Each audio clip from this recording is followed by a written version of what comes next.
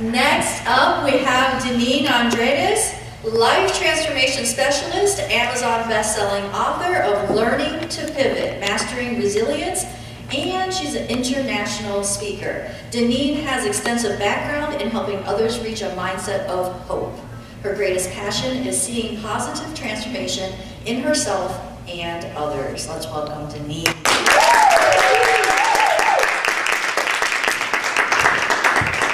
Thank you. And thank you. As you can probably tell, I am someone who is just naturally happy, right?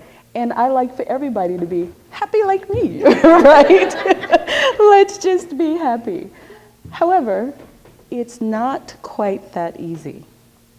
So I took quite a bit of time to study the power of thought and the mind and the words that we say to ourselves that we think no one else hears. Those are the things that actually determine our success in life. Notice I'm not going to give you that other side because I said happy, right? Success. Those are the things that determine that. Everyone goes through things in life, right? Everyone has their ups and their downs. It's only when we get in a spot where it's down and we stay there, and that becomes our normal state of being. If that state of being is on the lower end of the scale of happy, depression, for instance, anger, denial even, we're not serving ourselves. And as happy as I am, and I like for everyone to be, even I have fallen victim to depression. Beautiful summer of '96. I'm going along as I normally do. I'm traveling, I'm working, I'm being productive because, you know, that's what you do when you're happy, right? You be productive. And I get a phone call that tells me that the eldest member of my family has passed. Shook my entire foundation. Because family is everything to me. Always has been, always will be. And as if that wasn't good enough, 2 days later, another phone call. The guy I'm dating drowned.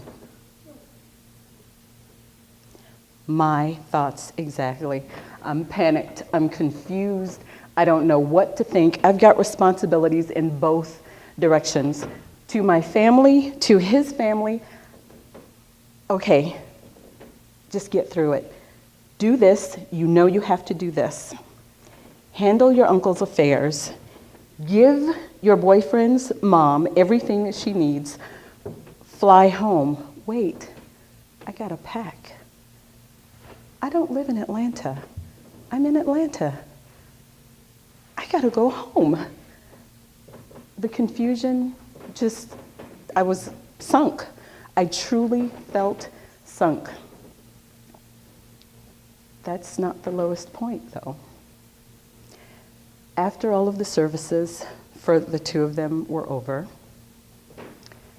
as if it could get any worse, I forgot everything, everyone. I swear to you, I could not hear, I could not see. I honestly thought I had gone blind.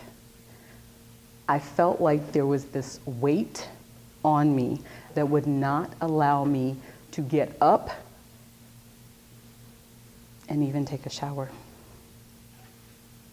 let alone eat. So I lost 40 pounds. You would think that would be a good thing, except for the thoughts that were in my head were simply, aren't you supposed to think something? You're alive, right? So isn't there a thought in your head? Just one. Just give me one. And I couldn't come up with anything. What I did hear, though, was the cry of a family member. That I heard. The reason why I heard that, I was the cause of her pain. Absolute cause. At that moment, and it was literally at that moment, I knew I had to do something. I didn't know what something was. I just knew I had to do. So I started thinking, okay, what is that? What is that? I got up, took a shower, started looking for help anywhere I could find help. Professionally, with family, anything. I know people say I don't like help, I don't like to ask for help. Pretty sure I was gonna die. Pretty sure of it. If it hadn't have been for the love of my family and my desire to not bring pain to someone else, there's no way my own thoughts would have gotten me up out of that bed. But I did. I got the help. I did everything they told me. I did everything alternative. I did everything I could possibly think to bring myself up out of that. And I did. And when I got on the other side of that, I was like, wait a minute. Is that a pattern I see? Wait, were there steps to that? There's got to be steps to this, because if I can do it, somebody else can do it. And you know what? A whole lot of other people have done this, so there's obviously something repeatable in this, right? Obviously. So that's what I made my mission. How to go from grief to hope. And grief isn't just the loss of a loved one or two at once, like what happened to me. It's not just the loss of something that you had. It's also the inability to attain something that you want. Because we go through all those same emotions. We still deny it to ourselves. We still get shocked about it. We still get angry about it. And all of the other stages of grief. However, on the flip side of that is hope. And it all starts with the power of your mind. The thoughts that you think. The thoughts that actually serve you. Those are the ones, as Henry Ford says, if you think you can or you think you can't, you're right. Either way. So we need to be thinking of the thoughts that actually serve us. So I'm going to challenge you all here, just a second. I'd like for you to think of something that is challenging for you at this moment. Got it? Okay. Now, I'd like for you to think of the best possible outcome for that challenge.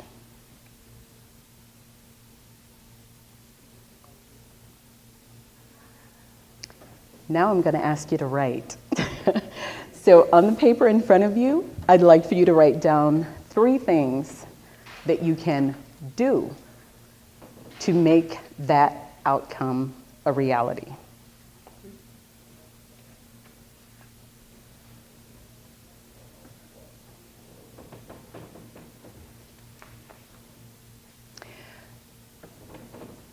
This isn't just about planning. This is about taking action. Remember, even for me, in my worst possible state, it was I knew I had to do something. And that's exactly what it is.